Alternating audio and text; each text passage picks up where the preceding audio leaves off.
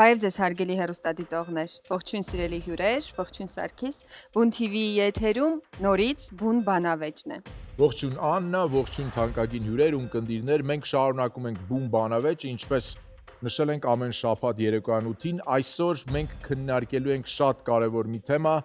Արցախից տեղահանվածների խնդիրները, ինչ խնդիրների են բախվում մեր հայրենակիցները 2023 թվականից հետո, բայց մինչ այդ էլ երբ հարկադրաբար տեղափոխվեցին Հայաստանի Հանրապետություն։ Մինչ հյուրերին ներկայացնելը հիշեցնենք մեր հեռուստադիտողներին, որ նրանք նույնպես կարող են մասնակից դառնալ մեր հաղորդման։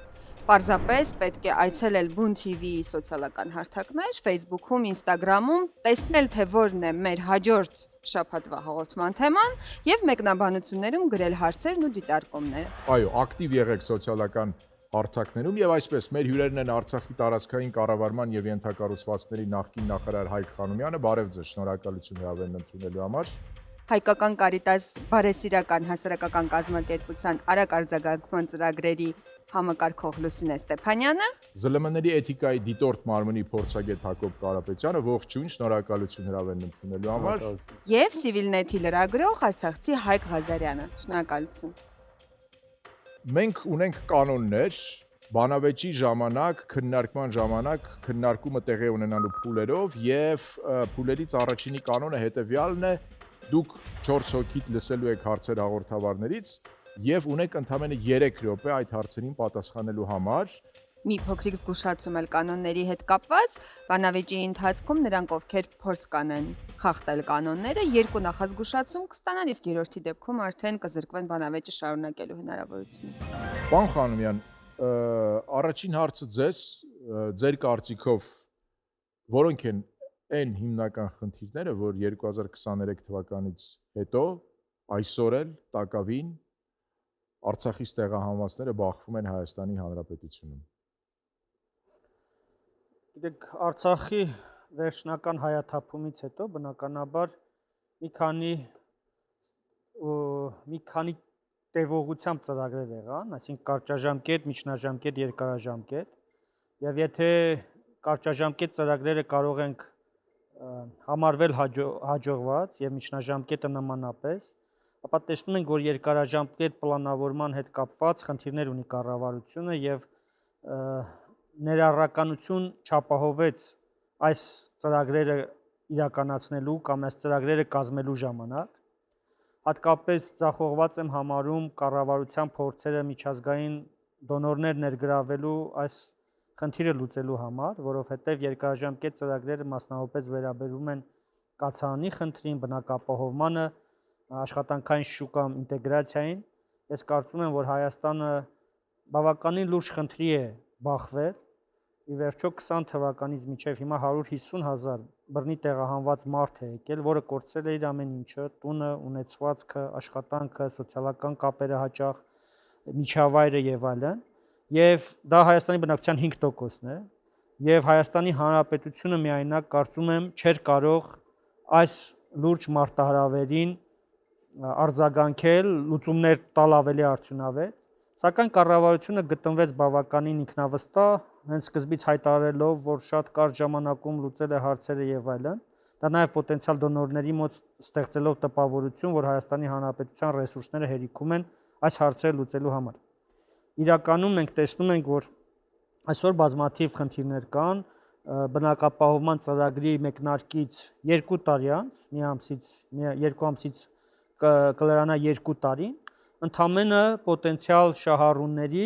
առավելագույնը 10%-ն են, որ իրացրել են իրենց սերտիֆիկատը։ Այսինքն նկատի ունեմ 25,000 ընտանիքից պոտենցիալ շահառու, ընդամենը 2,000 ընտանիք են իրացրել իրենց սերտիֆիկատները եւ դարձել բնակարանային ծրագրի շահառու։ Խնդրեմ կներեք, շարունակեք։ Ես կարծում եմ, որ լուրջ խնդիրներ ունենք նաեւ աշխատանքային շուկայում ինտեգրացման հարցում, մոտավորապես աշխատունակ բնակչության 30%-ն է այսօր, որ ինտեգրված է Հայաստանի աշխատաշուկայում, եկամտային հարկ վճարող է կամ ինքնազբաղ անձ է, եւ այս տոկոսները նույնպես խոսում են, որ այն ծրագրերը, որոնք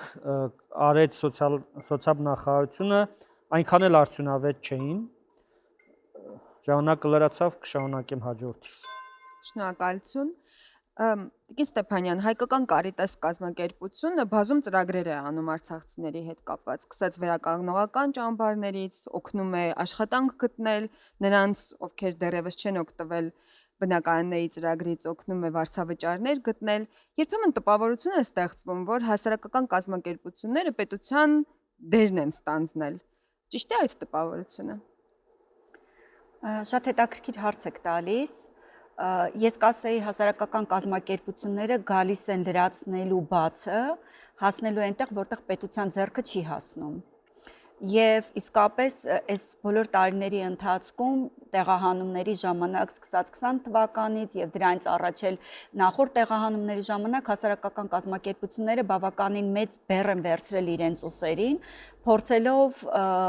ինչ որ կերպ բավարարել մեր հայրենակիցների կարիքները, բայց բնականաբար ինչպես պարոն Խանոմյանն նշեց, հնարավոր չէ, որ պետությունը, Հայաստանի Հանրապետությունը կարողանար 150,000 տեղահանված մեր հայրենակիցների խնդիրները միայնակ լուծել, եւ դրանից առաջ էլ մենք ունենք այլ տեղահանումներ, նույն սիրիահայերը սիրիական պատերազմի ժամանակ էին եկել, դրանից առաջ իրաքահայերը, դրանից առաջ ադրբեջանից էին հայեր տեղահանվել, դա նշանակում է, որ 30 տարիների ընթացքում պետությունը անդադ բախվել է անկախ կառավարություններից, իշխանություններից, բախվել է այս խնդիրներին։ Դա նշանակում է, որ հատկապես հիմա հնարավոր չէր միայնակ բավարարել։ Եվ մի կողմից այո, միջազգային դոնորների ներգրավումը անհրաժեշտ էր, բայց մյուս կողմից մեր տեղական հասարակական կազմակերպությունները եւ միջազգային կազմակերպությունները կանգնել են պետության կողքին լրացնելու այդ բացը։ Այն խնդիրը, որ ես այստեղ տեսնում եմ, դա ուժերի եւ ջանքերի համադրումն է, որը ի սկզբանե պետք է իրականացող ծրագրերը համադրված լինեն։ Եվ մենք ամեն դեպքում, ինչպես մեր բոլոր գործընկերները, փորձում ենք լրացնել այն բացը, որը պետությունը ունի, հա։ Մենք մի կողմից փորձում ենք մարդկանց օգնել եւ հոգեբանական տրավման հաղթահարել, իսկ այն որ արցախցիները դեռևս վերապրում են տրավման, մենք չենք կարող ասել, որ անցել է այդ վիճակը, հետպատերազմյան տրավմատիկ վիճակում են եւ մենք պետք է օգնենք իրենց հաղթահարել այդ տրավման եւ առաջացնել են մոտիվացիան եւ նպատակը Հայաստանի Հանրապետությունում ինտեգրվելու համար։ Մինչեւ այդ մոտիվացիան չառաջանա, մարդիկ անընդհատ այլ ճանապարհներ են փնտրելու, այլ ելքեր են փնտրելու, սկսած արտագաղթից Հայաստանից։ Եվ մի կողմից այս մոտիվացիային է պետքա միանա նաեւ համադրված ջանքերը, որ հնարավոր լինի օգնել ինտեգրվել։ Այո, մի կողմից պետք է օգնենք, որ ճիշտ ձևով իրականացվի բնակարանային ծրագիրը, բայց նաև զուգահեռաբար մարդկանց տնտեսական հզորացումը, մեկ առանց մյուսի հնարավոր չի, զուգադրված պետքա լինի, որ մարդիկ կարողանան ինտեգրվել Հայաստանի հասարակությունում, լիարժեք ինտեգրումը ես նկատի ունեմ։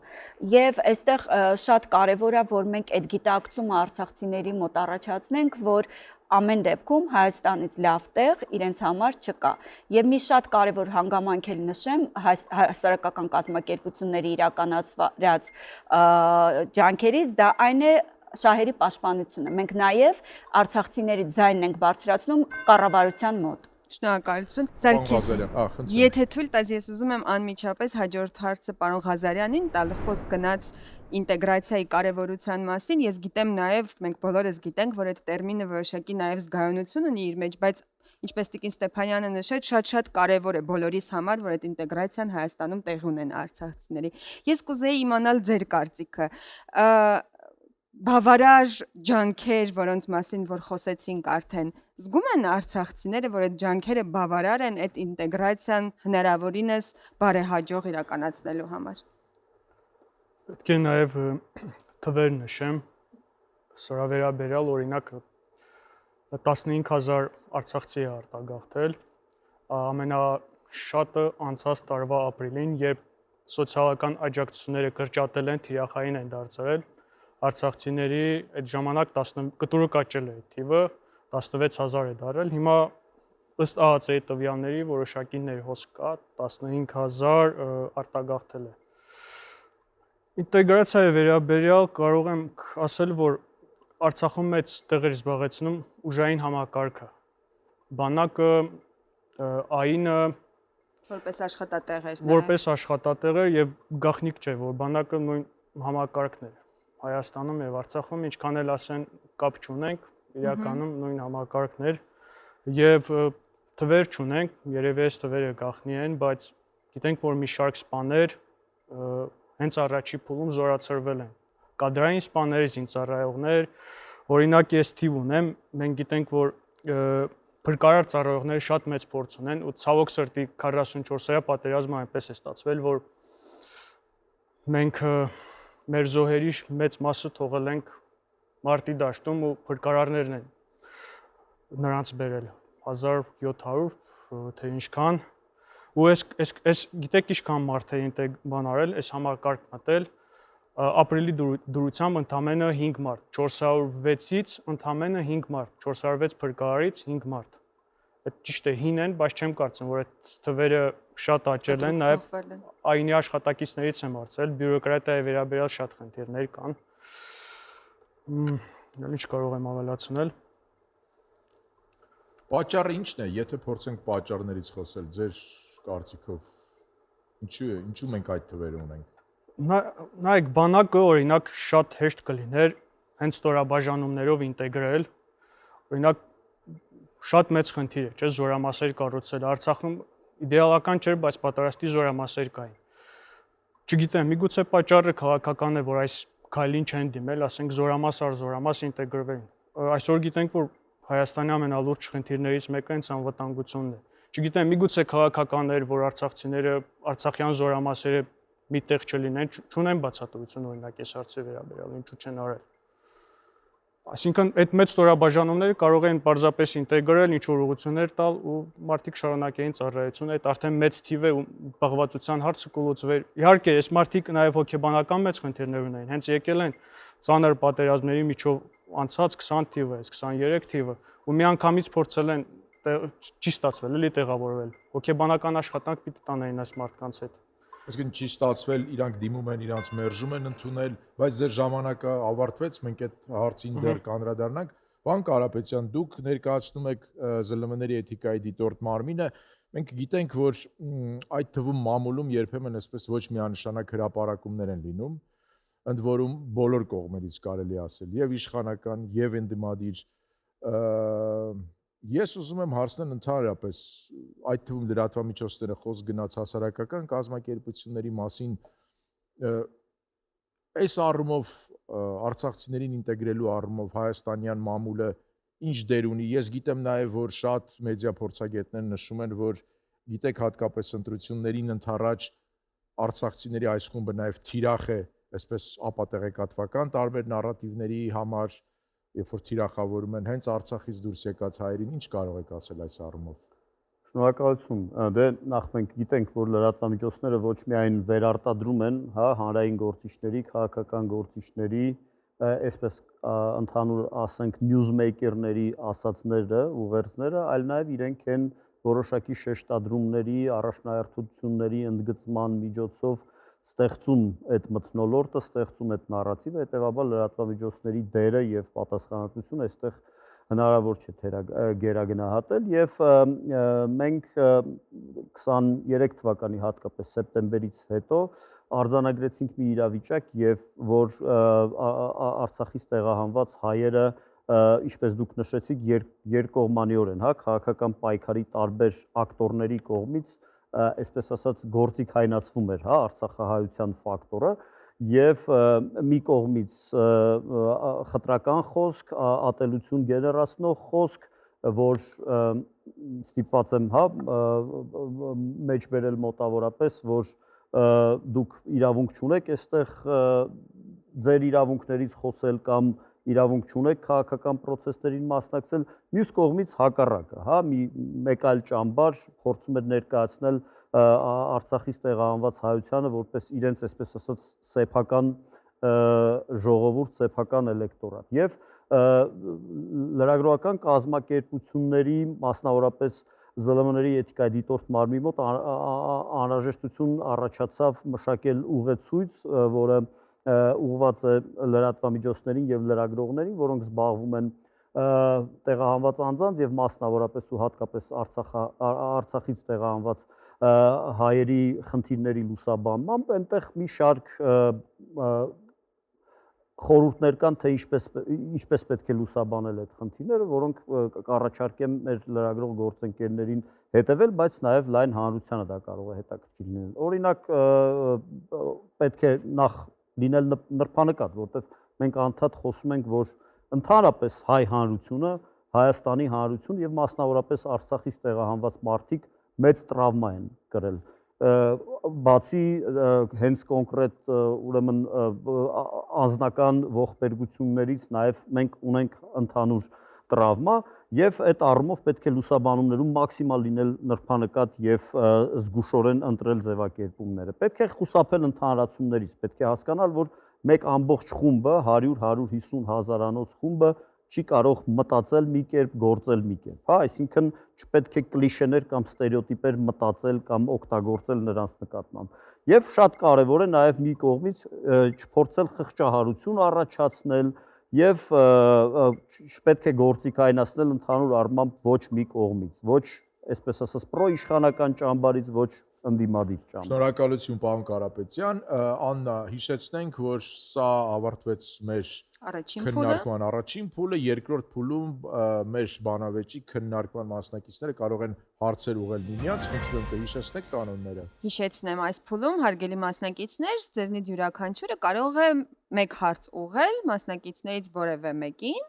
կունենաք հարցը տալու համար 30 վայրկյան, պատասխանողը կունենա 3 րոպե ժամանակ եւ հետո հարցը տվողը կունենա եւս 30 վայրկյան արձագանքի համար։ Այո։ Եվ սկսենք թերևս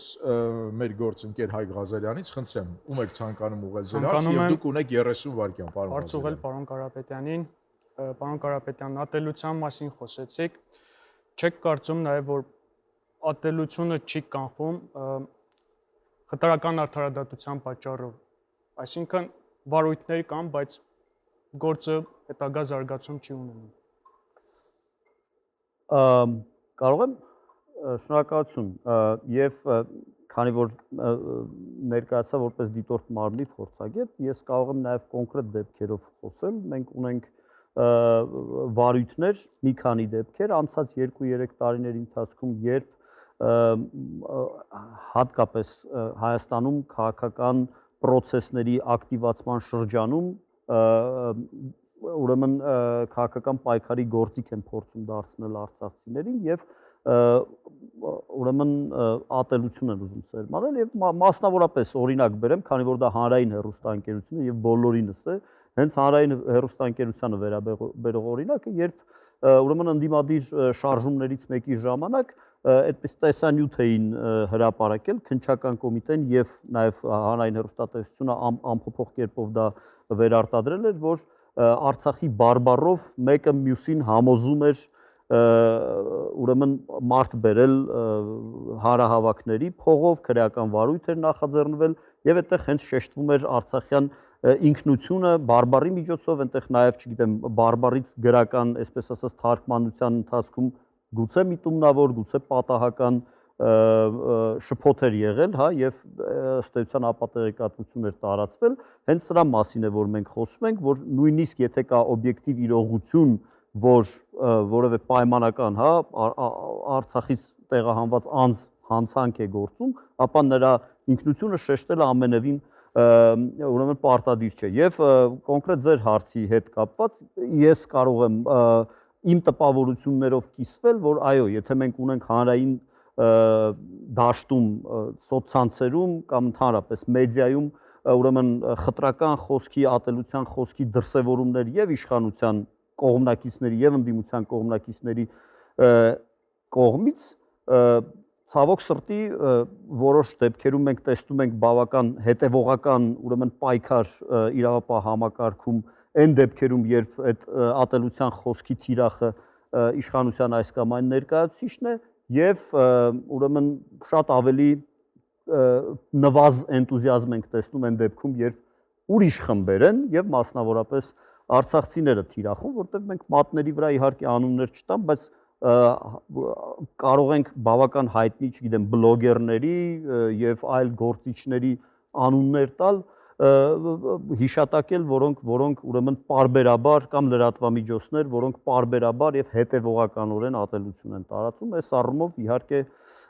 կարծում եմ, որ իրավապահների գործողությունները շատ ավելին սпасելու տեղ են թողնում։ Դուք ցանկանում եք արձագանքել։ Դուք ունեք այդ հնարավորությունը։ Ուզում եմ ես նշել խտրական արդարադատության մասին, լրացնելով պարոն Կարապետյանին։ Մենք ունենք մի շարք դեպքեր, երբ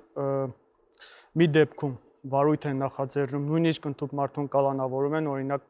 հայտնի դեպքը Արմեն Գրիգորյանի պրոդյուսեր, որին կալանավորեցին արարատցիներին ու շիրակցիներին վիրավորելու համար, իսկ մենք ունենք նույն Ռոման Բաղդասարյանը, որ շատ ավելի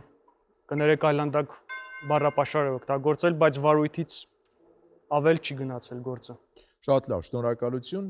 Պարոն Խանոմյան, ձեր հերթն է հարց տալու։ Վարույթ կա, բայց Դեպքում բերեք հարցը ես ինձ տամ եւ ես էլ պատասխանեմ, եթե դեմ չեք, ես շարունակեմ իմ նախորդ զրույցը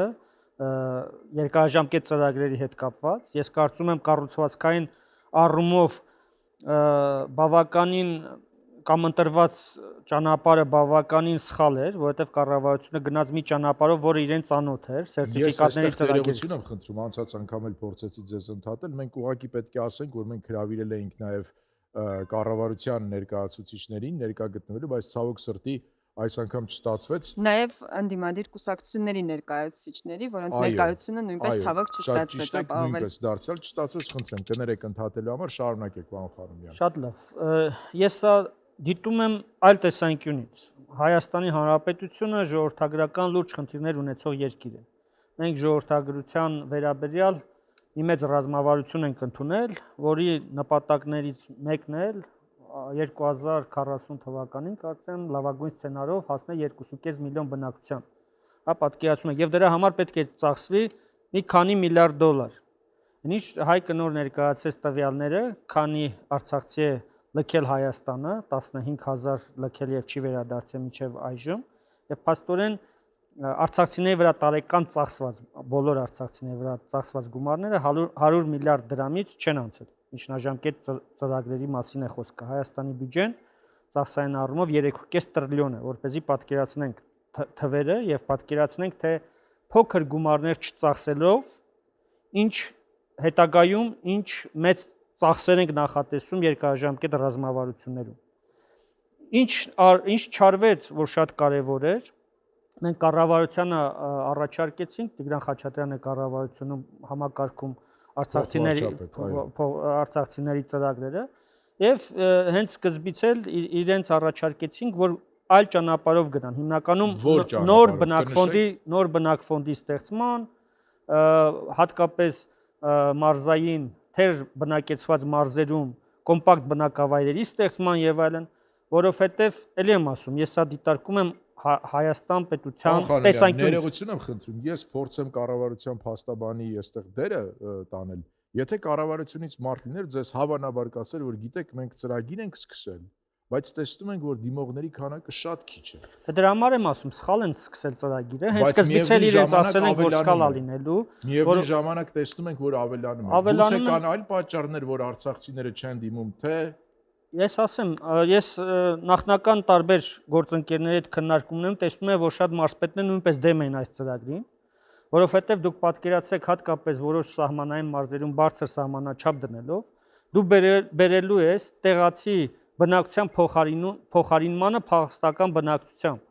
Ինչ է տալիս այս ծրագիրը։ Կան այլ պատճառներ, որ արցախցիները չեն դիմում ծրագրին, թե կարծում եք Ես կարծում եմ կառավարության թույլ կարողություններն են, սխալ քաղաքականություններ այս ծրագիրը անելու, բազմաթիվ միլիարդավոր դոլարներ են ընթացքում ծախսվելու, մի քանի տարվա ընթացքում, ասում եմ, եթե բոլորը օգտվեն, բայց այդ միլիարդները կարող են ծախսվել Սյունիքում, Գեղարքունիքում, Վայոց ձորում նոր բնակfond ստեղծելու համար։ Ցավոք սրտի, այդ գումարները ծախսվելու են բնակչությունը փոխարինելու, ենթադրենք տեղաբնակին փոխարինելու փախստականով, կամ էլ ժամանակին Ռուսաստան գնացածների չիրացվող գույքը փախստականների վրա իրացվելու եւ վճարելու պետբյուջեից։ Շնորհակալություն, պարոն Խանոմյան, բայց դուք իրավունք ունեք ինքներդ ձեզ արձագանքել, բայց 30 վայրկյան ունեք, խնդրեմ։ Այնպես որ կարծում եմ պիտի այդ գումարները այնպես անեինք, որ նպաստեին մեր ժողովրդագրական առաջնահերթություններին, հատկապես ունենք մարզեր բացասական աճով, որ կարողանայինք տնավորումը, բնակապահովումը համատեղենք նաև աշխատանքային շուկան ինտեգրացման հետ եւ հատկապես բանակային ծառայությունը կարող էր դրա համար օգտակար լիներ, նամանավանդ որ որոշ զորամասեր այնուամենայնիվ փոքրիկ ստորաբաժանումներ իրենց կազմով ստեղծվել են, բայց զուգահեռ նրանց ընտանիքների բնակապահովումը այդ նույն վայրերում չի արվել։ Շնորհակալություն։ Տեսնում ես Սարգիս, մեր կանոնները բավարար հղկված չէին ստեղծագործական մոտեցումներից խուսափելու համար։ Բայց ես հորդորում եմ մեր մյուս հյուրերին, Տիկին Ստեփանյանն ըստ էության հավանաբար հաջորդը կխոսի, խնդրում եմ ինքներդ ձեզ հարց չտաք եւ չպատասխանեք, եթե իհարկե կարելի է։ Շատ լավ, շնորհակալություն։ Ես իմ հարցը կուղեմ Հայկին լրագրող։ Ինչպես ասացի, հասարակական կազմակերպությունները բաժանենք երկու հիմնական ֆունկցիայի, բացի այլ ֆունկցիաները՝ շահերի պաշտպանություն, այսինքն լինել մեր շահառուների, մեր թիրախմբերի ձայնը կառավարության մոտ, դոնորների մոտ եւ մյուս կողմից էլ աջակցության ծրագրեր իրականացնելու։ Դրանից ելնելով ուզում եմ 3 խոչընդոտ ասեք, որ խանգարում արցախցիների ինտեգրմանը եւ ինչա պետք անել, որ ավելի արդյունավետ դարձնել այդ ինտեգրումը։ 3 խոչընդոտ պետք է նշել։ Որքան որ ձեր կարծիքով կան Երկուսը մեկը ասեք։ Որպես այդպեսին ամենամեծ խոչընդոտը բնակարանային հարցն է, ավելի գայթակղիչ, ավելի խրախուսելի դարձնել այս հարցը, բնակարանային հարցը, իմ կարծիքով երկրորդը զբաղվածությունն է, եւ իմ կարծիքով երրորդ խոչընդոտը էլի ինչ որտեղ իշխանություններն են ստեղծել, նույն եթե վերադառնանք բանակին, ասում են, որ պետք է դուք ՀՀ քաղաքացիություն ստանաք, 0 հարցը բայց միայն 070 կոդի մեջ է, Հայաստանի տարբեր մարզեր շրջանեն ունեն իրենց կոդը, պարզապես կոդի մեջ է եւ նույն բանակայինները մենք ունենք դատավորներ, քննիչներ, որոնք ըստ օրենքի առանց ՀՀ քաղաքացիության իրավունք չունեն ծառայել։ Շատ են, բայց նույն 070 կոդով էլ չենք ասում բանակայինները։ Երկար տարիներ այդ մարդիկ ծառայել են այդ համակարգում։ Խոչընդոտներից մեկը սա է, կարծում եմ, ինչ որ Կարծում եք չափով հոգեբանական խոչընդոտ է ուրեմն։ Նաև հոգեբանականից բացի, օրինակ կան անձինք, որոնք այս լավ առիթ է ստեղծվել, օրինակ որ անձնագիր փոխելու բանակում եւ ասել են լավ դե չեն հարմարվել ծառայությունը, եթե անձնագիր փոխելու հարց է, ուրեմն ես հեռանամ համակարգից։ Այսինքն ավելի լավ է դուրս գամ, չծառայեմ եւ Հայկ, ես այսպեսի մի հարց դարձյալ էլի փորձելով բազմակարծություն ապահովել, ինչն է խնդիրը, որ Արցախից տեղահանված հայերը չեն ուզում նոր անձնագրեր ստանալ։ Ոչ 070 կոդով նկատի ունեմ։ Իրականում արդեն շատ են դիմում, իմ կարծիքով մեկ այլ խնդիր կա, սահմանված ժամկետը, եթե չեմ սխալվում, 90 օր է, իդեպ արցախցիներին ասել են արագացված տեմպով կարգով ենք անելու, բայց մենք ունենք դեպքեր, շատ դեպքեր, սա ամենամեծ խնդիրներից մեկն է, չեն հասցնում պարզապես ու երկար ժամանակ 2 տարի է անցել, ավելի քան 2 տարի։ Այս խնդիրը կա, ինչու արցախցիները չեն ուզում դիմել ստանալ անձնագրեր ոչ 070 կոդով։ Բայց դիմում են, գնալով թվերը շատանում են, պետք է նայեմ, ամեն ամիս թվերը շատանում են։ Ես ասում եմ, մեկ այլ խնդիր կա, որ դիմողների քանակը շատ է, օրինակ տարբերությունը չափել եմ դեկտեմբերի 30-ի տվյալով, այսինքն 6000 թիվ է կազմում, որ դիմել են, բայց չեն ստացել։ Այդ 6000 հոգու հարցը չեն կարողանում լուծել, ձգձգվում է, ինչ որ բյուրոկրատական խնդիրներ են, թե ինչ, բայց սա ամենալուրջ խնդիրներից մեկն է։ Այսինքն հիմա դիմողներ կան, բայց չեն հասցնում։ Իշխանությունը, կառավարությունը չի հասցնում այս հարցը լուծել։ Ճիշտ կլիներ իշխանությունից, կառավարությունից մարդ լիներ այս հարցը իրենց ուղեինք, բայց Տիկին Ստեփանյան, դուք արձագանքի հնարավորություն ունեք։ Իմ հարցին չպատասխանեցիք, ինչ անել ինտեգրման հետ կապված։ Հարցս նրան է վերաբերում, որ եթե մենք փորձում ենք օգնել մարդկանց, ուրեմն եւ դեռ չի ստացվել, ուրեմն ինչ որ բան պետք է փոխել։ Այ ինչ փոխվի, ու ես չեմ կառավարությունը մի կողմից, բայց նաեւ հասարակական կառույցների ծրագրեր, ինչը բարելավենք, ինչը լավացնենք, որ օգնենք մեր հայրենակիցներին ինտեգրվել երկրում։ Նախ պետք է հասկանալ թե ինչ է ինտեգրացիա ասվելը, մեծ հաշվով արցախցիները Պարոն ինտեգրված են։ Ղազարյան, մենք դեռ ունենալու ենք փուլեր, որտեղ դուք հնարավորություն կունենաք անդրադառնալ այն հարցերին, որոնք դեռ բաց են մնացել, իսկ հիմա պարոն Կարապետյան ձեր հերթն է հաս տալու։ Շնորհակալություն, քանի որ այն հարցը, որ ես նախապատրաստել էի, արդեն հնչեց եւ պարոն Խանոմյանի եւ պարոն Ղազարյանի պատասխաններում, ես փորձեմ ուրիշ հարց մանանել։ Ինտեգրացիայի մասին ենք խոսում, առանցքը դա է։ Իմ պատկերացրած ինտեգրացիայի լավ մոդելներից մեկը կլիներ օրինակ այն ինչպես 100 տարի առաջ ուրեմն հայրենադարձ հայերը ինտեգրվում էին հայ հանրությունում, բայց իրենց առանձին համայնքները պահպանելով, նոր Մալացիա, նոր Արաբկիր, նոր Մարաշ եւ այլն։ Արցախցիների պարագայում ո՞նց է կարծում, դա լավ տարբերակ է թե ոչ, եւ եթե այո, ինչու չի այդպես արվում, այսինքն ինչու արցախցիների համար բնակավայրեր չեն ստեղծվում կամ արցախցիները չեն նախընտրում կոմպակտ բնակավայր։ Շնորհակալություն, պարոն Կարապետյան, պարոն Ղազարյանն է կողմ ձեռքը։ Ով ասել Ես ունի կասեմ, դրա հետ կապված։ Հայկը կշարունակի, որովհետև ավելի լավ է։ Իշխանությունները ունեն պատասխան, ասում են դա տանելու է արցախցիների գետոյացմանը։ Իշխանությունների պատասխանը էս է։ Բայց մենք ունենք համայնքներ նույն Տաշիրի շրջանում, որ ֆրանգերեն Մեջի գորիսեցիները գետոյացված են։ Այսինքն այդ մարդիկ եկել կոմպակտ բնակեցվել են եւ ոչ մի խնդիր չկա այստեղ։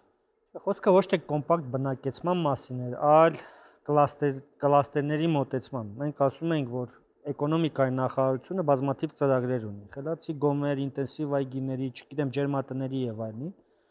Բերենք կլաստերներ սարքենք, այգեգործական եւ դրա շուրջը ձևավորենք նաեւ բնակֆոնդը եւ այն մարդիկ, ովքեր զբաղվել են այգեգործությամբ, ենթադրենք հավաքվեն այդ կլաստերում այգեգործական։ Կլինի հադրութեցի, մարտունեցի, մարտակերտցի եւ այլն տարբերություն չկա։ Եթե այս մարդիկ, որոնք անասնապահությամբ են զբաղվել, ուզում են այս մի կլաստերում բնակֆոնդ ունենալ եւ զբաղվել այդ գործունեությամբ, այդպես անենք։ Եթե զորամաս են կառուցում արցախցիների վրա հիմնված կամ ստորաբաժանումներ են ամբողջությամբ տեղափոխում այս ինչ տեղը, ուրեմն այս ինչ տեղում զուգահեռ պետքա տեղի ունենալ նրանց բնակապահովման հարցը։ Իդեպ կառավարությունը միջազգային խորհրդատվություն էր պատվիրել մի հեղինակավոր կազմակերպության միջազգային, որի ռեկոմենդացիաները այդպես է չօգտագործեց։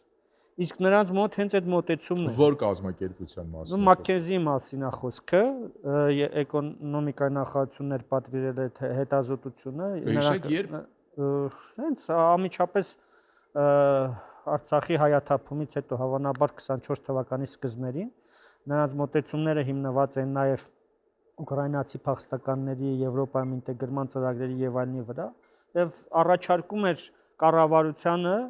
այդ կազմակերպությունը քեզ մենեջերների ինստիտուտ ներմուծել։ Այսինքն ենթադրենք 100 հոգու հարցերով զբաղվի կոնկրետ մարդիկ, որոնք օպերատիվ կգնան այդ հարցերը կլուծեն, փաստաթղթային հարցերը կլուծեն, բնակապահովման հարցը կլուծեն, կհասկանան այսինչ շրջանում այդ աշխատատեղերի ավելացումը ինչու է դանդաղում, ենթադրենք այսինչ գործանը պլանավորում է 3 տարի հետո իր աշխատատեղերը ապահովի, միգուցե այս գործանին հարկավոր է փոխառություն տրամադրել, որպեսզի արագացնի այդ գործընթացը եւ այսպես շարունակ։ Պրակտիկ առաջարկներ են, որոնք ենթադրում են առանձին անմիջական մասնակցություն օպերատիվ արձագանք ընդդեմ ձեզ ընդհատելու համար։ Դուք ցանկանում եք պարոն Կարապետյան արձագանքել։ Շնորհակալ եմ։ Իսկ մենք անցնենք երրորդ փուլին, Սարգիս։ Այո։ Եվ երրորդ փուլում մենք դիտելու ենք տեսանյութեր եւ կխնդրենք ձեզ արձագանքել այդ տեսանյութերին։ Յուրաքանչյուրդ ունի 3 րոպե, 2 րոպե ժամանակ։ Որ մենք Հայաստանի Հանրապետությունը, Հայաստանի ժողովուրդը ուզում է շարունակել Ղարաբաղյան շարժումը, թե չի ուզում շարունակել, այսինքն մենք պետք է շարունակենք Ղարաբաղյան շարժումը, թե պիտի չշարունակենք Ղարաբաղյան շարժումը։ Ես ազնիվ գտնված չեմ լինի, եթե շատ ուղիղ այս ամբիոնից իմ կարծիքը չասեմ այն արձանագրումներից հետո, որոնք նախկինում արել եմ հենց այս ամբիոնից կառավարության զեկույցների քննարկման ժամանակ, ասելով թե ինչ դերակատարում է, ինչպես է օգտագործվել Ղարաբաղյան շարժումը Հայաստանի պետականության չկայացման ճանապարհին։ Եվ ես առանց սեթևեթանքի ուզում եմ հստակ եւ աներկբա ասել, որ ես կարծում եմ, որ մենք Ղարաբաղյան շարժումը չպետք է շարունակենք։ Պարոն Խանոմյան, Հայաստանի վարչապետը այս հայտարարությունը 1 տարի առաջ է արել։ Պարզ է, որ հատկապես արցախցիների համար սա շատ զգայուն թեմա է խոսել Ղարաբաղյան շարժման ավարտի մասին։ Բայց որպես Հայաստանի հանրության մաս եւ որպես անդրադառնալով թեմային, որպես արտաքին քաղաքական համատեքստի փոփոխության մի թեմա, ինչպես եք դուք վերաբերում այն հարցին, որ պետք է ավարտել Ղարաբաղյան շարժումը։ Այս հարցին մոտենում են որպես քաղաքագիտական որոշակի կրթություն ստացած մարդ, եւ Հայաստանի Հանրապետության վարչապետը առաջինը չի, որ նման հայտարարություններ է անում 20-ականներին, այդպիսի հայտարարություններ անում են խորհրդային Հայաստանի առաջնորդները, որ վերջապես ժողովուրդների բարեկամություն հաստատվեց եւ միջազգային խնդիրները լուծվեցին եւ այլն եւ այլն, բայց մենք տեսնում ենք, որ կայսրությունների գալուն զուգահեռ ազգային հարցերը կարող են քնել, սառեցվել եւ հետո նրանք արթնանալ։ Ազգայնականությունը այդքան հեշտ բան չի, որ խորհրդարանական մի ելույթով վերանա, ոչնչանա եւ այլն։ Դա այդպես չի լինում։ Բայց խոսքը կոնկրետ Ղարաբաղյան շարժման մասին է։ Ղարաբաղյան շարժման մասին եմ ասում, հենց Ղարաբաղյան շարժումը որպես ազգայնական շարժում, որը բերեց Արցախի հանրապետության ստեղծման, գոյատևման, որը կորցրեց իր պետականությունը, տարածքը, բայց որպես շարժում էլի գոյություն ունի, մնում է եւ կարող է մի օր էլի արթնանա։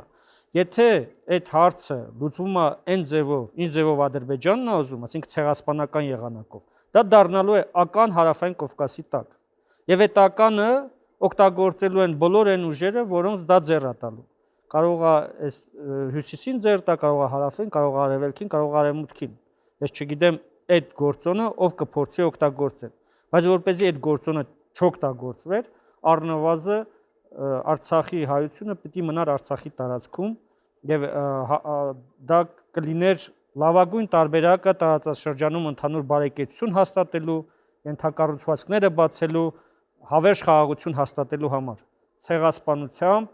մարդկանց հազարամյակներով իրենց տարածքներում ապրած մարդկանց իրենց տարածքներից հանելով խաղաղություն, բարեկամություն չի ձևավորվում։ Ձեր տեսակետի հակափաստարկը կարող է լինել այն, որ դուք ներկայացնում եք, թե ինչը կլիներ լավագույն լուծումը, բայց չէ՞ որ պետք է հաշվի առնել նաև, թե ինչ լուծման հնարավորություն կա։ Լուծման հնարավորությունն էլ ասում եմ, դրա համար մի օր սա արթնանալու է։ Էլի եմ ասում, այդ տպավորությունը, այդ շանսը, այդ բանը նույնիսկ Ըստ ձեզ ուրեմն շարժումը խորհրդային Հայաստանի ավարտել 20-ական թվականների Հայաստանի խորհրդային Հայաստանի առաջնորդները նման իլյուզիաներ ունեին։ Դեռ այն ժամանակ հայությունը իր տներում էր։ Բայց տեսանք, որ թե նրանք սխալվեցին, թե վստահ եմ Փաշինյանն է սխալվելու, որովհետև ազգերին համաշխարհային պատմությունը վերջի 2-300 տարում ամենաուժեղ զգացումը, որ առաջ է եղել, դա ազգայնականությունն է եղել։ Ոչ թե խաղաղության ձգտումը։ Տիկին Ստեփանյան, դուք արձագանք ունեք այս տեսանյութին։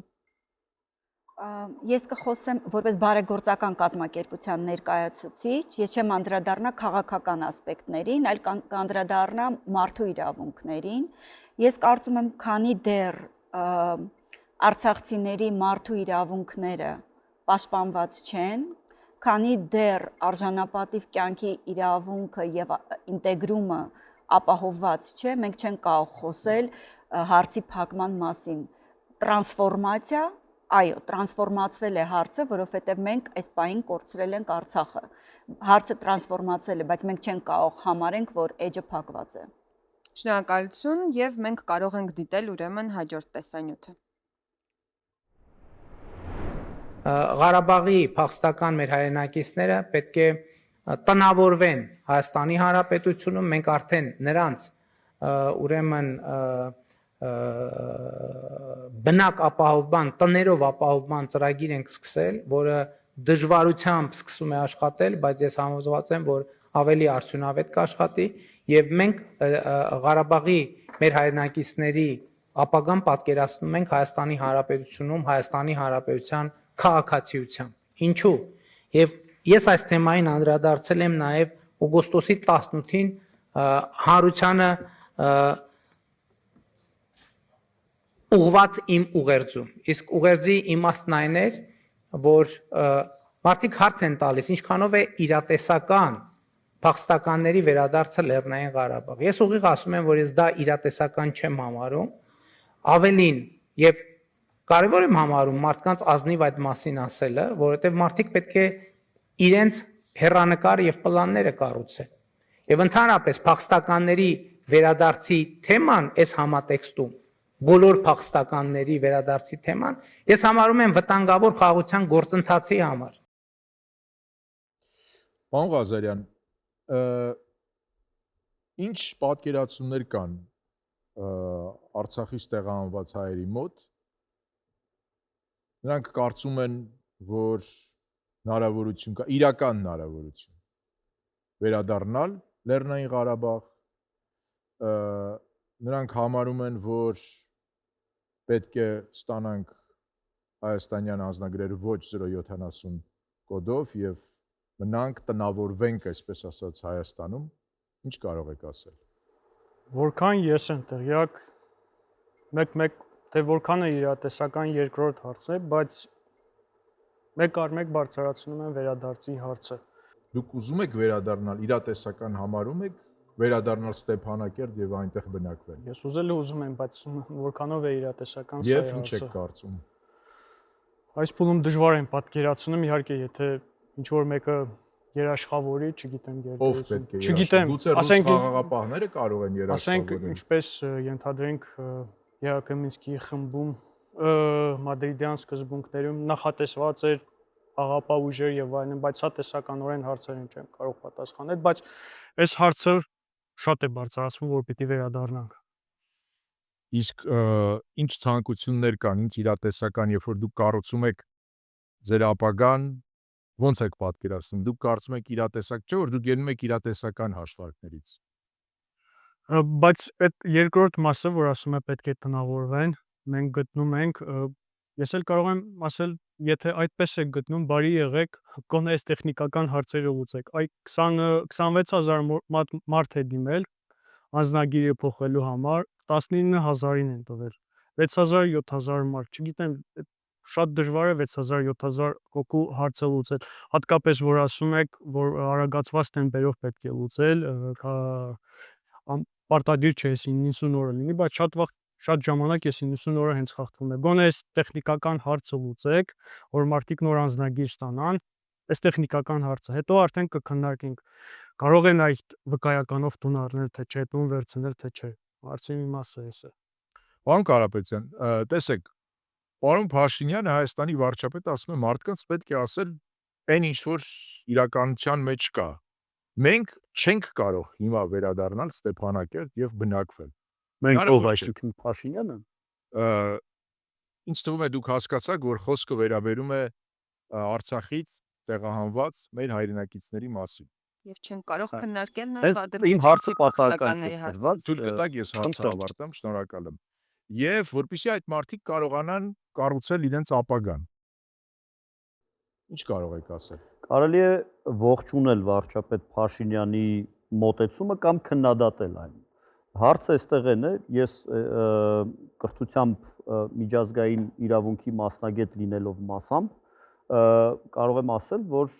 միջազգային իրավունքում գոյություն ունի միջազգային հանրային իրավունք, պայմանական ասած դա պետությունների միջև հարաբերություններն են կամ պետությունների եւ միջազգային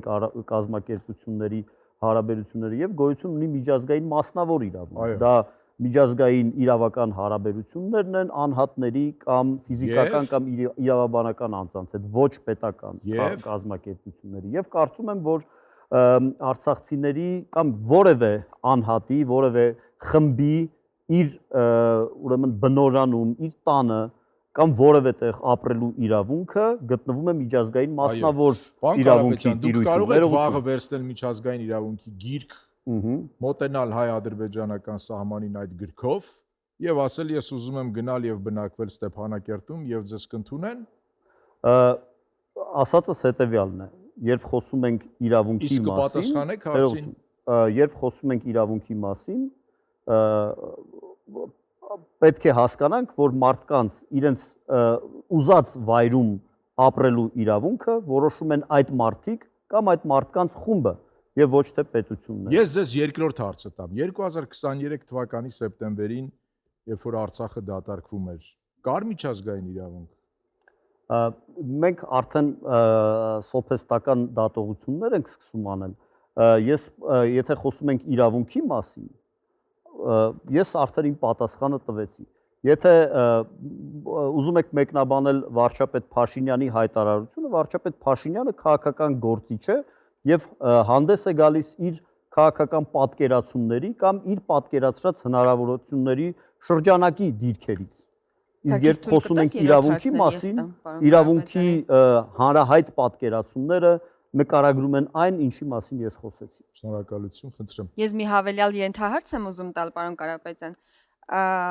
Հայաստանի վարչապետի ելույթում, որ մենք լսեցինք, վերջում կար նաև այսպիսի մի ձևակերպում, որ առհասարակ փախստականների վերադարձի հարցը, եւ դուք որպես մարդ, որ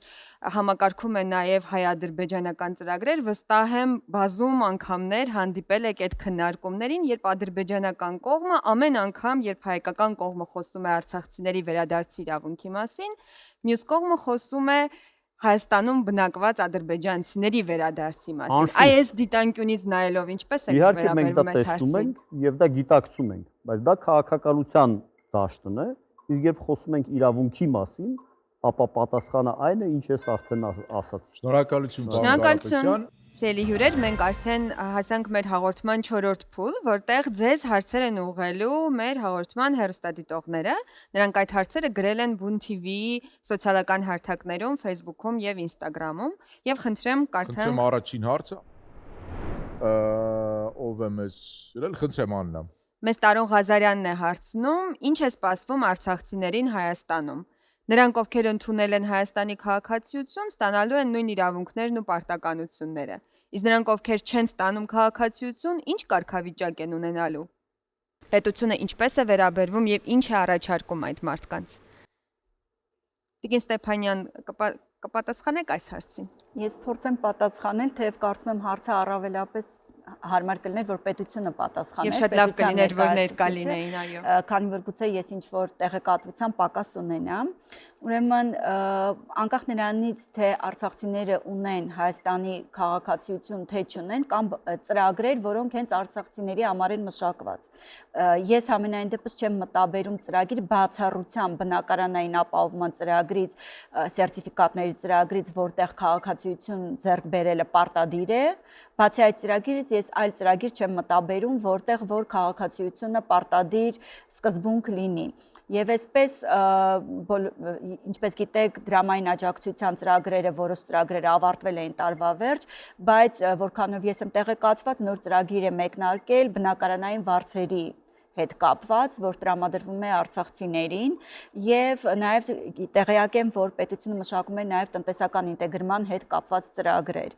Եվ պետության մոտեցումը այս հարցին հուսով եմ չեմ սխալվի, այն է, որ արցախցիները իրապես ունենան հավասար իրավունքներ եւ պարտականություններ, առավելապես իրավունքների մասով ասեմ, անկախ նրանից քաղաքացիություն ունեն թե չէ, այսինքն սոցիալապես անապահով վիճակում գտնվող արցախցիները, ինչպես ՀՀ քաղաքացիները, այնպես ոչ ՀՀ քաղաքացիները օգտվում են ՀՀ քաղաքացիների համար սահմանված հնարավորություններից։ Եթե մենք խոսենք դա բավարար է թե բավարար չէ, շատ երկար կարող ենք խոսել, բայց ամեն դեպքում բացի իմ իմացածով, բացի բնակարանային սերտիֆիկատների ծրագրից, այլ ծրագիր չկա, որտեղ սահմանափակվում է օգնությունը քաղաքացիության հիմքերով։ Շնորհակալություն։ Անցնենք հաջորդ հարցին։ Իսկ ես կարող եմ լրացնել։ Այո, իհարկե, խնդրեմ։ Այս կարծում եմ մի քիչ սխալ է ձևակերպված հարցը։ Ամենամեծ անարդարություններից մեկը, որ արցախցիների նկատմամբ եղել է, հենց այս անձնագրի հարցն է, քաղաքացիության հարցն է։ Արցախցիները ի վերջո մեծ հաշվով ՀՀ քաղաքացիներ են եղել։ Ընտրական իրավունքն է եղել, մարդիկ հաշվառումը փոխել են եւ մասնակցել են ընտրություններին։ Նորից կրկնեմ, զինված ուժերում, քննիչներ, դատախազներ, դատավորներ միայն կարող են լինել ՀՀ քաղաքացիները։ Շատ մարդիկ, դատավորներ, դատախազներ ծառայել են այս համակարգում։ Ես չգիտեմ, արցախցիների վիճակը այնքան խեղճ է, որ չգիտեմ, այս հարցով ինչու չեն հայց ներկայացնում։ Կան հայցեր, բայց տենց շատ փոքր, չգիտեմ, ինչու հավաքական հայցեր չեն ներկայացնում, կարծում եմ ամենամեկ անարդարություններից մեկն է, էլի, որ արցախցիների նկատմամբ եղել է, որ իբր ՀՀ քաղաքացիներ չեն, հիմա կարող են ձեռք բերել ՀՀ քաղաքացիություն։ Իմ կարծիքով ի սկզբանե ՀՀ քաղաքացի էլ եղել են։ Շատ լավ, անցնենք հաջորդ հարցին, եթե կարելի է։ Գայան Գևորգյանը հետևյալ հարցն է տալիս, թե ինչու ամեն անգամ, երբ որ որոշումներ են կայացվում, չեն խորհրդակցում արցախահայերի հետ, չեն հարցնում նրանց կարծիքը, գուցե դուք, պարոն Խանոմյան, խնդրեմ։ Ինձ էլ է դա զարմացնում, ինչի այս առումով մասնակցայնություն կամ ներառականություն գոյություն չունի, ավելի շուտ իմիտացիա կա, այդ նույն բնակապահովման ծրագրի քննարկմանը ես էլ եմ մասնակցել մի խումբ տարբեր արցախյան հասարակություն ներկայացող անձանց հետ, ուղղակի փոխվարչապետը դրել է ծրագիրը մեր առջև, ասես սա է, մենք արդեն որոշել ենք։ Կարակ առաջնահերթություն բան որոշեք խմբերի, որոնք պարզ են, հա, զոհվածների, բազմազավակների եւ այլն, առանձնահատուկ որոշելու, բայց սա է։ Որևէ նույնիսկ տեխնիկական տարբեր քննադատություններ չընդունեցին։ 2 տարվա ընթացքում բազմաթիվ փոփոխություններ արեցին, որոնք բխում են մեր այն ժամանակվա առաջարկներից, բայց կարևորագույն ժամանակահատված արդեն բաց էր թողնված։ Օրինակ կար կառուցապատման սերտիֆիկատ։ Մենք առաջարկեցինք, որ խտրականություն չդնեն։ Մոտավորապես այդ սերտիֆիկատը տան այնպես, ինչպես տալիս են սահմանամերձ գյուղերում 16 միլիոն դրամի կառուցման համար, այսինքն թույլ տան ֆիզանձին իր հողատարածքի վրա կառուցի տունը։ Բայց կառավարությունը մտցրել լրացուցիչ սահմանափակումներ, կառուցապատող, շինական կազմակերպություն եւ այլն, որ զգալիորեն կրճատում էր այդ սերտիֆիկատի արժեքը։ Արդյունքում հետևանքով ինչի կներեք, այս 2000 սերտիֆիկատից հատուկ են մի ձեռքի վրա հաշված սերտիֆիկատներ են, որ կառուցապատման են։ Այսինքն այդ տարական, նույնիսկ տեխնիկական հարցերի շուրջ կառավարությունը չի փորձում զրույցի հասկանալ։ Որտեղ կա ինքնահավանության առաջարկները ընդունել են, բայց 2 տարվա ընթացքում։ Չէ, 2 տարի հետո դա արդեն իմաստ չունի ընդունելը։ Գիտեք ինչի, որով այո, ավելի ուշ, բայց արդեն դա էլ իմաստ չուներ ընդունելը, ինչու իմաստ չուներ, որովհետև այդ միջնաժամկետ աջակցության ծրագրերը վերջացել են, տուն կառուցելու համար դա մի տարի-տարուկես պետք է տևի։ Եվ այն ժամանակ, երբ որ քո վարձը տալիս են դու ապրում ես, դու կարող ես այդ տունը սարքես։ Հիմա էլ իմաստ չունի, մարդիկ արդեն գնում են երկրորդային շուկայից, միանգամից փորձում են տուն գնել, մտնել մեջը ապրել,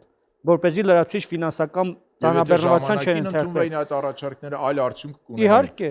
նոր բնակֆոնդ կստեղծվի։ Պարոն Կարապետյան, խնդրեմ դուք նույնպես կարող եք, եթե ցանկանում եք, իհարկե արձագանքել այս հարցին։ Բաց կթողնեք։ Շնորհակալություն, եթե հնարավոր է լրացման կարգով։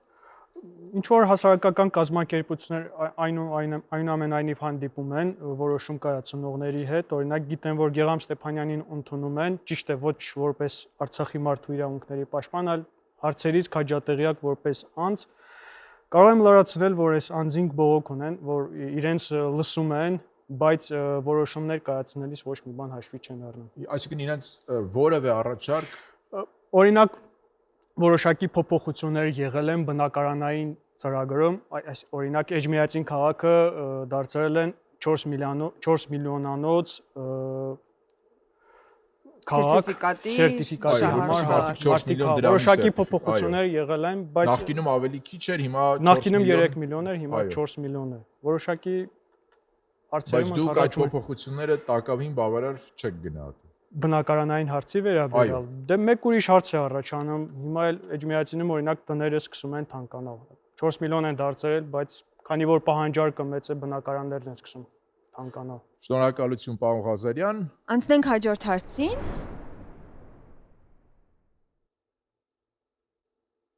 Ինչ է սպասվում այն արցախցիներին, Լիլիթ Մազուլյանն է մեզ տալիս այդ հարցը, ովքեր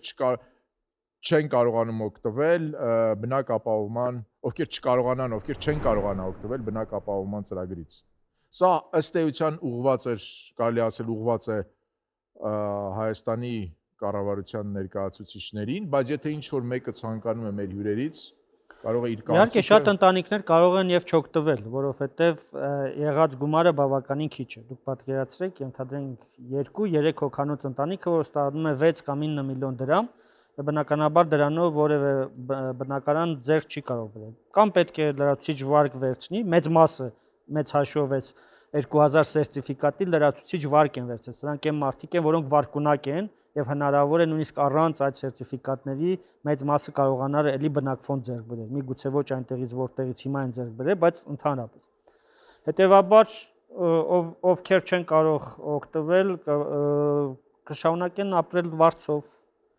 Ինչ է կատարվել այն անձանց հետ, որոնք եկել են Բաքվից, Սումգայիթից, Միջին Ասիայի կամ Ադրբեջանի տարբեր քաղաքներից, ովքեր չկարողացան գնացել են Հայաստանից։ Մի մասը կգնա, մի մասը կշարունակի վարձով ապրել, մի մասը կգլորվի աղքատության անդունդը եւ կդառնա լրացուցիչ բեռ կառավարության ուսերին, կավելացնի գործազուրկների ու աղքատության տոկոսը։ Մի խոսքով, սովորաբար ինչ է լինում, երբ խնդիրները չեն լուծում, տեղի անունում է, ուրիշ բան տեղի չունեն։ Կան այլ ցանկացողներ, որոնք կուզենան արձագանքել այս հարցին։ Եթե թույլ տաք, ես էլ արձագանքեմ հարցին, նախ ակնհայտ է, որ այս հարցը եւ ինչպես նաեւ հարցերի մի զգալի մասը հասցեագրված է կառավարության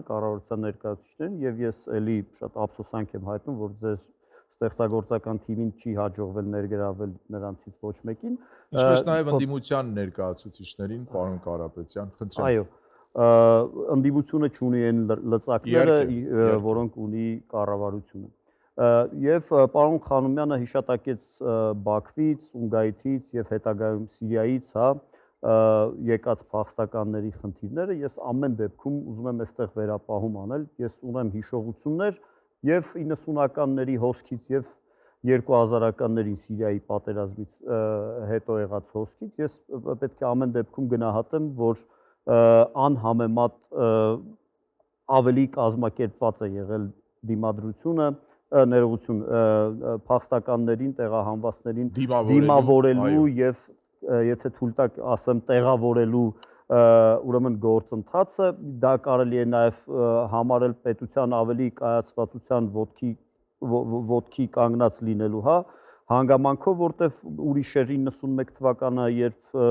ուրեմն պետությունը նոր ձևավորվում էր։ Բացի դրանից նաև իհարկե օբյեկտիվ այն հանգամանքով, որ Արցախի հայությունը այդ 30 տարիների ընթացքում իհարկե որոշակիորեն առանձին սոցիո-մշակութային միջավայրում ապրելով հանդերձ մեծավ մասամբ հենց մշակութային առումով ինտեգրված է եղել Հայաստանի հանրությանը, սա չի կարելի իհարկե չարձանագրել, իհարկե միշտ ավելի կատարելագործվելու մասին ակնկալելով հանդերձ։ Շնորհակալություն պարոն Կարապետյան, դուք ուզում եք արձագանքել ճիշտ Ես կարող եմ արձագանքել, կարող են չօգտվել այդ ծրագրից այն մարդիկ, օրինակ միայնակ մարդիկ, ճիշտ է ինչ-որ փոփոխություններ են նախատեսում միայնակ մարդկանց համար, դե 3-5 միլիոնով ինչ պիտի ստացվի, կարող են չօգտվել։ Ոչ մի բան չի փոխվելու, եթե բարելավումներ չանեն ծրագրերում։ Այսինքն, այո, միայնակ ապրող մարդկանց համար այս ծրագիրը ըստ էության կարող ենք ասել անիմաստ է, որովհետև մարդ Հայաստանում 3 կամ 5 միլիոն դրամով չի կարող։ Այ եթե ներկա լինեին իշխանություններից մարդիկ, գուցե խոսեին այն մասին, որտեղ կարող ենք 5 միլիոն դրամով տուն գնել Հայաստանի Հանրապետություն։ Եվ իրենք էլ գուցե ասեին, որ եթե չեմ սխալվում, մտածում են այն մասին, որ նոր ծրագրեր ունենան։ Ես մի բան համեցեք, բնակարաններ ձեռք բերելու մասով լրիվ համաձայն եմ, որ հնարավոր չի 3 կամ 5 միլիոն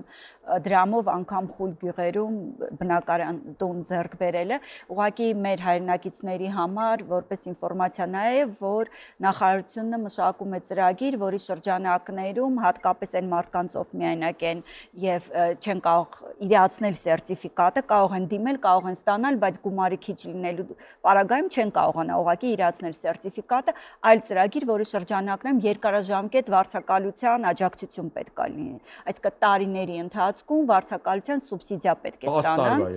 Այո, 10 տարվա ընթացքում սուբսիդիա պետք է, բնականաբար որոշակի լիմիտներ կան, սահմանափակումներ կան, դա հասկանալի է, ուղղակի հաստատ որոշ մարդիկ կկարողանան օգտվել։ Իհարկե դա հարցի լուծում չէ, հատկապես հաշվի առնելով մեր մենտալիտետը, որ մենք հայերը սովորենք, որ մեր սեփական բնակարաններում պետք է բնակվենք, դա նշանակում է, որ անելիքներ դեռ շատ կան։ Շնորհակալություն։ Այս առումով կներեք ամենալուրջ խնդիրը այն է, որ Հայաստանը սոցիալական բնակվոց չունի։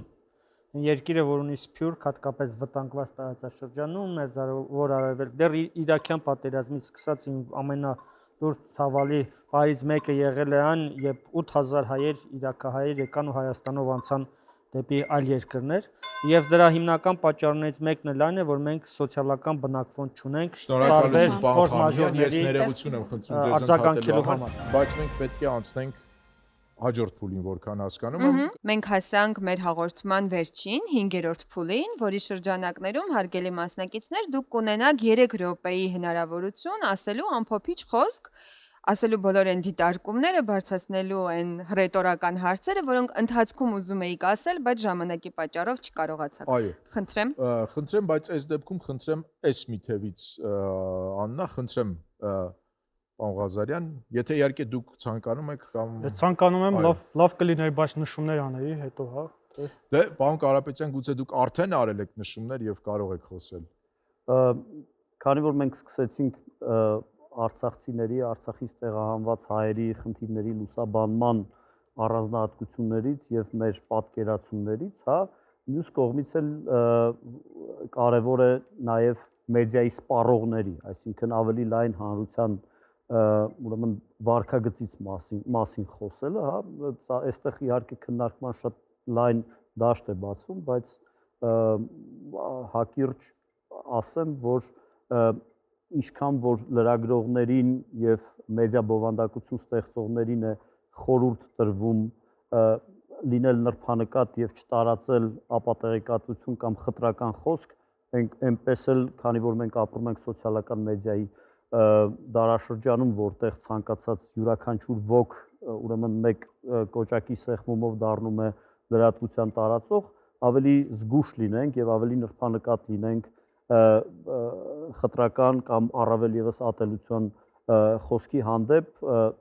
կրկնակի ստուգենք տեղեկատվությունը, հատկապես այնպիսի զգայուն հարցերում, ինչպիսիք են տեղահանված անձանց խնդիրները եւ ուրեմն չտարածենք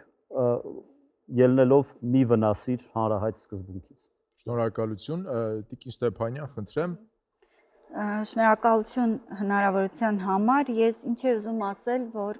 ինչպես նշեցի հենց սկզբում, արցախցիները դեռևս չեն հաղթահարել տրավման, պատերազմի տրավման,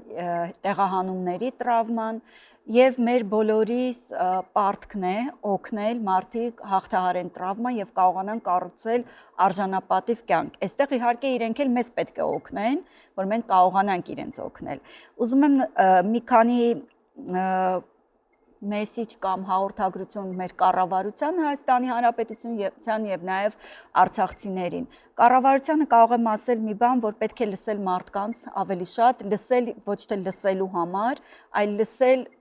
ավելի լավ հասկանալու եւ այն ծրագրերը, որոնք կառավարությունը մշակում իրականացնում է, ես համաձայն եմ, որ հիմա ավելի կազմակերպված է ընդունումը արվել արցախցիների, քան նախորդիվ են արվել, բայց մենք դեռ շատ անելիք ունենք ինտեգրում, այսինքն հաջորդ փուլերը ապահովելու համար, այսինքն ցանկացած ծրագիր, որ մշակվում է, պետք է քննարկվի եւ արցախցիների հետ, որովհետեւ մենք պետք է մարդկանց հարցնենք, ինչ են ուզում իրենք։ Եվ մեր հնարավորության սահմաններում կարողանանք օգնել այդ ցանկությունը իրականության դաշտ բերելու եւ նաեւ նույն հասարակական կառույցներին, որտեղ մենք ենք աշխատում մարդկանց հետ, այն кейս մենեջերները, որ դուք նշեցիք, հասարակական կազմակերպությունները ունեն այդ кейս մենեջերների ինստիտուտը ու մենք շատ լավ աշխատում ենք մարդկանց հետ ու փորձում ենք նաեւ իրենց բարձրացրած ձայնը բերել հասցնել կառավարություն, այսինքն այս երկու կողմերին լսելու պարագայում ավելի արդյունավետ ծրագրեր հնարավոր կլինի մշակել ու իրականացնել, որովհետև իրականում մեր նպատակը այն է, որ մարդիկ մնան Հայաստանում եւ լիարժեք ինտեգրվեն երկրում։ Եվ իմ կարծիքով քաղաքացիությունը ինքը ինտեգրման նախապայման չէ եւ չի էլ կարող լինել, որովհետեւ բազմաթիվ մարդիկ քաղաքացիություն ձեռք են բերում եւ մեկնում են նույն Սիրիայի հայերը, սիրահայերը, որ եկել են, եւ Արցախից տեղահանվածները եւ Հայաստանի Հանրապետության քաղաքացիները, որոնք ի ծնե ունեն Հայաստանի Հանրապետության քաղաքացիություն, բայց արտագաղթում են Եվրոպա օրինակ։ Այսինքն, սովորաբար այլ երկրներում քաղաքացիությունը ինքը բնականon ինտեգրացիայի վերջին փուլն է։ Մեզ մոտ Հայաստանում հակառակ կողմից է միշտ եկել։ Դրա համար քաղաքացիություն դեռևս երաշխիք չի մարդկանց ինտեգրման։ Քաղաքացիություն դեպի մարդիկ կգնան տրավմայից դուրս գալու պարագայում ինքնակամ, այսինքն այս տիպողականությունն է նաև մարդկանց մոտ դիմադրություն առաջացնում։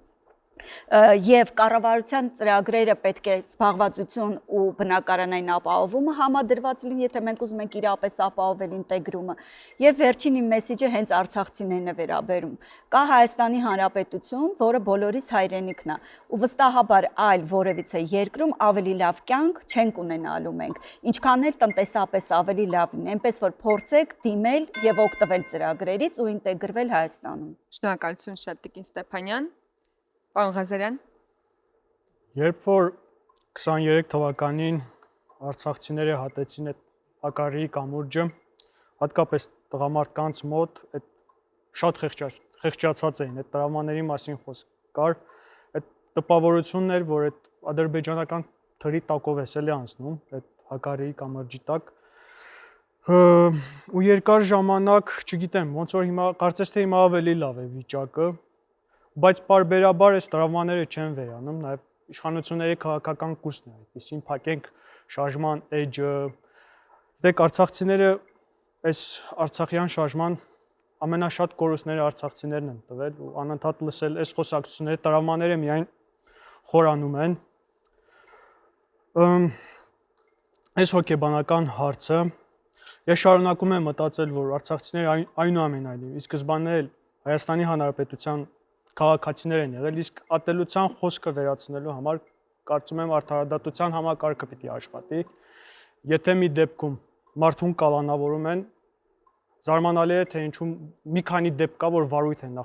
նախաձեռնվել, բայց հանցագործության մասին շատ հաղորդումներ կան։ Իդեպ, երբ հաղորդում են ներկայացվում ու վարույթ են նախաձեռնում, որոշակի ժամանակ այդ մարդիկ, այդ ատելություն տարածողները, այդ բլոգերները, չգիտեմ, մի որոշ ժամանակ զուսպ են լինում։ Հետո նորից սկսում են։ Կարծում եմ արդարադատությունը պիտի աշխատի եւ մարդիկ պետք է պատժվեն, քանի որ այդ քրեական օրենսգրքում գրված է, որ ուրիշ խմբերի չի կարելի պատժելի արարք է։ Այսքանը։ Շնորհակալություն շատ, պարոն Ղազարյան։ Պարոն Խանոյան, խնդրեմ։ Ինտեգրացիա ասելով նախ եւ առաջ պիտի մտածենք աշխատաշուկային արցախցիների ինտեգրացիայի մասին, որովհետեւ որևէ խնդիր չկա լեզվական, մշակութային եւ այլ առումով, ընդ որում քաղաքացիական առումով է խնդիր չկա, ինչ որ արհեստական կառավարության որոշում են ընդունել, վստահ եմ մի օր դատաններով դա անվավեր է ճանաչվելու եւ դրա համար պատասխան տվողներ են լինելու, այդ թվում կառավարության այդ որոշումին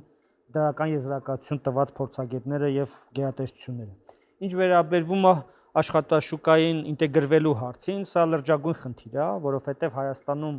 բավականին բարձր աղքատություն կա, հատկապես մարզերում, եւ պատկերացրեք Հայաստանի ամենաաղքատ մարզերը Շիրակում եւ Տավուշում, որտեղ հազարավոր արցախցիներ են տեղավորվել, եւ պատկերացրեք, ենթադրենք որևէ